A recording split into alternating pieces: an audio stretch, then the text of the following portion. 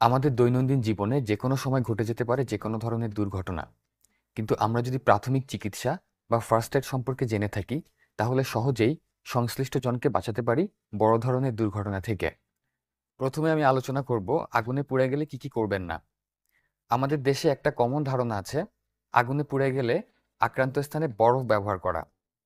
কিন্তু এটা কখনোই করা উচিত না, কারণ বরফ ব্যবহার করলে অনেক ক্ষেত্রে পোড়াটা আরো বাড়ে এবং অনেক ক্ষেত্রে ফ্রস্ট বাইটের একটা চান্স থাকে। তাই আমরা চাইবো এটা অ্যাভয়েড করতে।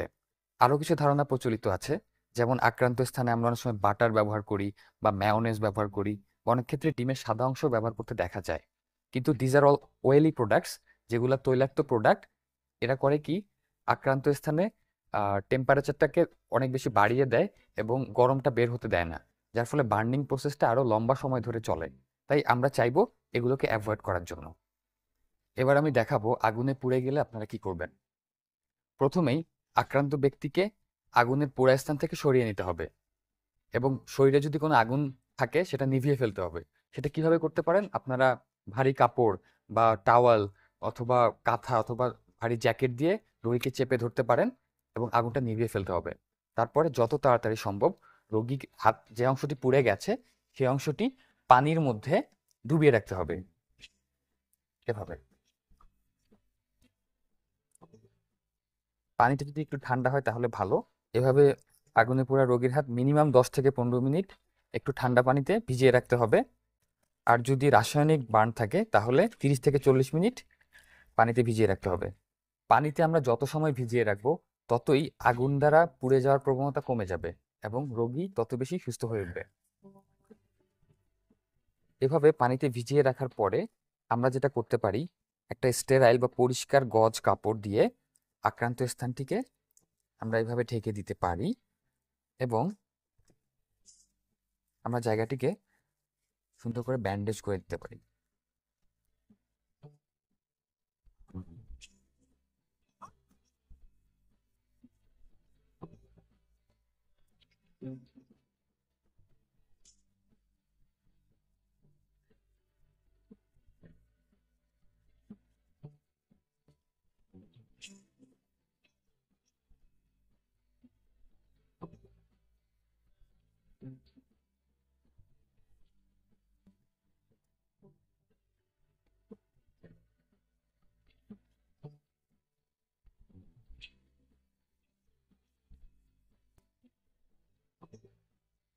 এবং যত দ্রুত সম্ভব রোগীকে হাসপাতালের ইমার্জেন্সিতে নিয়ে যেতে হবে। আমি ডক্টর শর্মিনা আক্তার সুমি। আমি সহকারী অধ্যাপক হিসেবে কাজ করছি Sheikh Hasina national institute of burn and plastic সার্জারিতে। এই শীতকালীন এই সময়টা দেখা যায় যে খুব বেশি পোড়ার দুর্ঘটনাগুলো বেড়ে যায়। এই পোড়া একদিকে যেমন ইন্ডাস্ট্রিতে ঘটে, তেমনি কিন্তু ঘরেও ছোটখাটো পোড়ার ব্যাপারটি অনেক বেড়ে যায়। ঘরে আসলে কিভাবে পুড়ে যায়, কয়েকটা বিষয় যদি আমরা খেয়াল করি তাহলে কিন্তু এই ঘরে পোড়ার বিষয়টি অনেক কমে যাবে। বিশেষ করে ছোট বাচ্চারা এই সময় খুব বেশি পুড়ে যায়।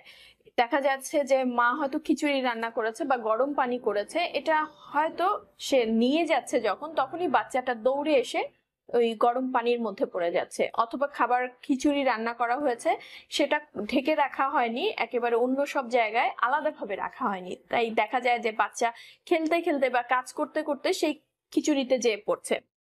এটা খুবই দুঃখজনক বিষয়, কারণ হচ্ছে যে ছোট অবস্থায় যে পোড়াগুলো হয় সেই পোড়াগুলো প্রথম দিকে যদি আমরা গুরুত্ব দিয়ে না দেখি তাহলে দেখা যায় একেবারে ইনফেক্টেড অবস্থা বা ইনফেকশন হয়ে যাওয়ার পরে আমাদের কাছে নিয়ে আসেন। তো সবচাইতে ভালো হয় যখনই যে কোনো জায়গায় পুড়ে গেল, সেটা হাত পা মুখ যে কোনো জায়গায় পুড়ে গেল, প্রথম যে কাজটি করতে হবে যে ওই জায়গাটায় অন্তত 15 মিনিট পানি দিতে হবে। অনেকেই ভেবে থাকে যে পানি না দিয়ে লবণ দিলে অথবা ডিম দিলে অথবা পেস্ট দিলে হয়তো আরাম পাওয়া যাবে, কিন্তু পানি যদি দেয়া হয় তাহলে জায়গাটা পুড়ে যাওয়া অংশ যে অনেক বেশি হওয়া থেকে বেঁচে যায়। অর্থাৎ যে যে ক্ষতটা হয়তো অনেক গভীর হতো সেই ক্ষতটা অনেক কমে আসে এবং গভীরতা অর্থাৎ ডিপ হয়ে যাওয়ার থেকে সেটা হয়তো অনেক সুপারফিশিয়াল বা অনেক কম অংশে হয়ে যায়। তো পানি একই সাথে যতক্ষণ পানি দেয়া থাকবে ততক্ষণ সে ব্যথা কম পাবে, অর্থাৎ সে ব্যথার অনুভূতিটাও তার কমে আসবে। তো এই কারণে পানি দেওয়াটাকে আমরা সবসময় ইন্সপায়ার করি। সেই সাথে আরো একটি ব্যাপার করতে হবে, সেটা হচ্ছে যে পুড়ে যাওয়ার পরে অনেকেই ভাবে যে শুধু চামড়া পুড়ে গিয়েছে, খুব একটা কিছু হবে না, কিংবা দাগটা কি হবে সেটা নিয়ে কনসার্ন হয়।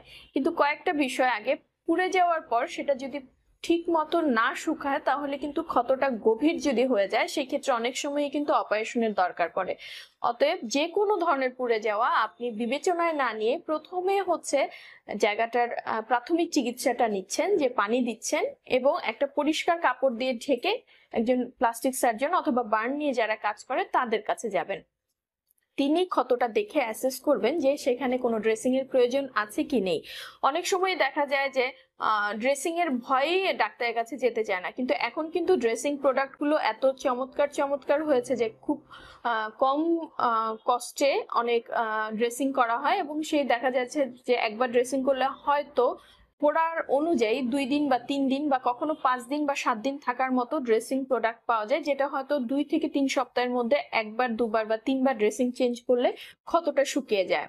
কিন্তু যদি সঠিক সময়ে এই ক্ষতটার সঠিক চিকিৎসা না নেওয়া হয় তাহলে দেখা যায় যে ক্ষতগুলো ঠিক মতো না শুকানোর কারণে তার আঙ্গুলগুলো জোড়া লেগে যাচ্ছে, বা হাতটা বাঁকা হয়ে যাচ্ছে, অথবা ঘাড়টা কাঁধের সাথে লেগে যাচ্ছে, বিশেষ করে বাচ্চারা যখন, কারণ তাদের ক্ষত শুকানোর সাথে সাথে যে ফিজিওথেরাপি বা ব্যায়ামের ব্যাপারগুলো থাকে বাচ্চাদের ক্ষেত্রে সেটা করা যায় না। অতএব কখনোই আপনারা বাচ্চাদের ক্ষেত্রে এবং একই সাথে বয়স্ক যারা তাদের ক্ষেত্রে কখনোই ক্ষত নিয়ে বাচ্চা ভয় পাবে বা ব্যথা লাগবে এই ভয়ে ড্রেসিং করা থেকে বিরত থাকবেন না। দ্বিতীয় আরো একটি বিষয়, সেটা হচ্ছে যে অনেক সময় ক্ষত নিয়ে অনেক পরে পরে আমাদের কাছে আছে, ততদিনে দেখা যাচ্ছে যে তার ইনফেকশন হয়ে যাচ্ছে অথবা রোগীর অবস্থা খুব খারাপ হয়ে যাচ্ছে, তখনও অনেক সময় তারা চিকিৎসা করাতে চায় না বা অপারেশনে যেতে চায় না।